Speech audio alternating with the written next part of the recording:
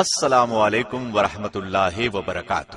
اس بار ہم پیش کر رہے ہیں اولاد النبی صلی اللہ علیہ وسلم۔ جی ہاں، ہمارے معاشرے میں انگنت لوگ ایسے بھی ہوں گے جنہیں نبی صلی اللہ علیہ وسلم کی اولاد کے بارے میں مکمل معلومات نہیں ہیں۔ بہت سے لوگ تو نام سے بھی واقف نہ ہوں گے۔ اور کیا یہ افسوس کا مقام نہیں کہ آپ کو رسول اللہ صلی اللہ علیہ وسلم کی اولاد کے بارے میں بھی معلومات مکمل نہ ہوں؟ اگر کوئی آپ سے پوچھ بیٹھے کہ نبی صلی اللہ علیہ وسلم کے کتنے بیٹے اور کتنی بیٹیاں تھیں اور آپ نہ بتا سکیں تو کیا آپ شرم سے پانی پانی نہیں ہو جائیں گے؟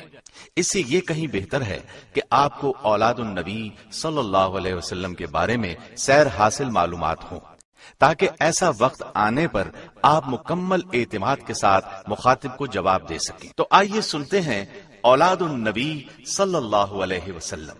رسول اللہ صلی اللہ علیہ وسلم کی اولاد کی تعداد میں اختلاف پایا جاتا ہے۔ متفقن علیہ روایت کا خلاصہ یہ ہے کہ آپ کی اولاد کی تعداد 6 ہے۔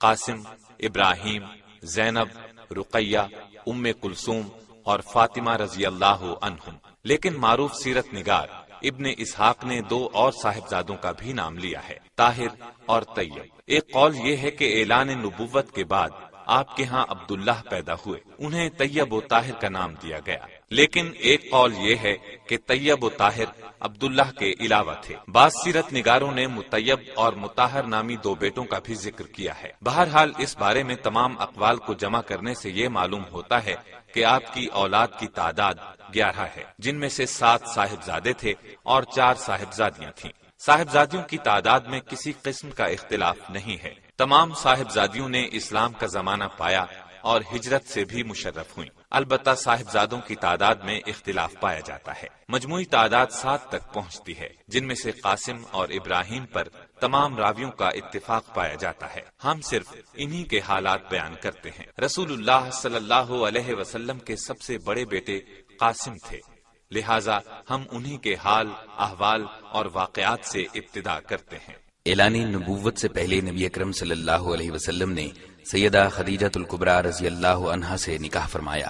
ان کے بطن سے سب سے پہلے آپ کے ہاں قاسم پیدا ہوئے، جو نبوت سے 11 برس پہلے پیدا ہوئے۔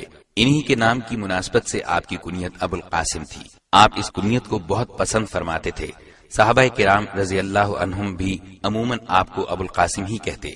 ایک دن نبی صلی اللہ علیہ وسلم بازار سے گزر رہے تھے کہ پیچھے سے کسی نے یا ابو القاسم کہہ کر آواز دی۔ آپ نے مڑ کر دیکھا تو اس نے کہا، میں اس نام کے کسی اور شخص کو پکار رہا ہوں۔ تو نبی صلی اللہ علیہ وسلم نے فرمایا، کوئی ابو القاسم کنیت نہ رکھے۔ قاسم کے متعلق کہا جاتا ہے کہ یہ 2 سال زندہ رہے۔ ایک قول کے مطابق 1.5 سال اور ایک قول کے مطابق اتنے بڑے ہو گئے تھے کہ چلنا پھرنا سیکھ لیا تھا۔ جس طرح یہ آپ کے ہاں سب سے پہلے پیدا ہوئے، اسی طرح سب سے پہلے انتقال بھی انہی کا ہوا، یعنی اعلان نبوت سے 9 سال قبل وفات پائی۔ سیدہ خدیجہ رضی اللہ عنہا کے علاوہ صرف ماریہ قبطیہ رضی اللہ عنہا کے ہاں ایک بیٹا ابراہیم پیدا ہوا۔ ان کے علاوہ کسی اور زوجہ محترمہ کے ہاں آپ کی اولاد نہیں ہوئی۔ رسول اللہ صلی اللہ علیہ وسلم کے دوسرے لخت جگر ابراہیم رضی اللہ عنہ تھے، جو جمادی الاولیٰ 9 ہجری کو پیدا ہوئے۔ ان کی والدہ ماریہ قبطیہ رضی اللہ عنہا ہیں، جنہیں اسکندریہ کے بادشاہ مقوقس نے رسول اللہ صلی اللہ علیہ وسلم کی خدمت کے لیے بطور تحفہ خاص بھیجا تھا۔ ولادت کی اطلاع آپ کے آزاد کردہ غلام ابو رافع نے دی، جسے آپ نے خوشی میں ایک غلام عطا کیا۔ 7ویں دن عقیقہ ہوا۔ آپ نے سر کے بالوں کے برابر چاندی خیرات کی اور بچے کا نام اپنے جد اعلیٰ کے نام پر ابراہیم رکھا۔ دودھ پلانے کے لیے تمام انصار نے خواہش ظاہر کی، لیکن آپ نے ام سیف کے حوالے کیا اور اس کے معاوضے میں کھجور کے چند درخت دیے۔ ام سیف مدینے سے کچھ فاصلے پر رہتی تھیں۔ رسول اللہ صلی اللہ علیہ وسلم فرط محبت سے وہاں جاتے، ابراہیم کو گود میں لیتے، چومتے اور پیار کرتے۔ ام سیف کے خاوند لوہار تھے، اس لیے گھر دھوئیں سے بھرا رہتا تھا، لیکن آپ باوجود نظافت طبع گوارا فرماتے۔ ابراہیم نے ام سیف ہی کے گھر 29 شوال 10 ہجری کو 17 یا 18 ماہ کی عمر میں انتقال کیا۔ انا للہ و انا الیہ راجعون۔ नबी करीम सल्लल्लाहु अलैहि वसल्लम को इब्राहिम के बीमार होने की खबर हुई तो आप अब्दुर्रहमान बिन औफ के साथ तशरीफ लाए। नज़ा की हालत थी, गोद में उठा लिया, आंखों से आंसू जारी हो गए। अब्दुर्रहमान बिन औफ ने कहा, या रसूल अल्लाह सल्लल्लाहु अलैहि वसल्लम, आपकी ये हालत। आपने फरमाया, ये रहमत है।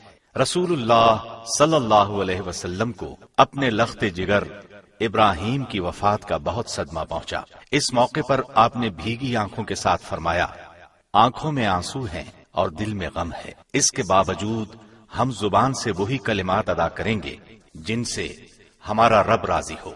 नीज आपने फरमाया, बेशक इब्राहिम के लिए जन्नत में 2 दूध पिलाने वालियां हैं जो उसकी रिज़ात मुकम्मल करेंगी। अहले अरब का ख्याल था कि जब कोई बड़ा शख्स मर जाता है तो सूरज और चांद में गहन लग जाता है। इत्तेफाक से जिस रोज इब्राहिम रज़ी अल्लाह अन्हु ने वफात पाई, सूरज में गहन लग गया। लोगों में मशहूर हो गया कि ये उनकी मौत का असर है। नबी सल्लल्लाहु अलैहि वसल्लम को मालूम हुआ तो आपने फरमाया, सूरज और चांद अल्लाह की निशानियों में से हैं, किसी की मौत और पैदाइश की वजह से उनमें गहन नहीं लगता। रसूलुल्लाह सल्लल्लाहु अलैहि वसल्लम ने अपने लख्ते जिगर इब्राहिम की खुद नमाज जनाजा पढ़ाई और उस्मान बिन मज़ऊन रज़ी अल्लाह अन्हु की कब्र के मुत्तसिल दफन किया। कब्र में फजल बिन अब्बास और उसामा रज़ी अल्लाह अन्हुमा ने उतारा। आप कब्र के किनारे पर खड़े थे।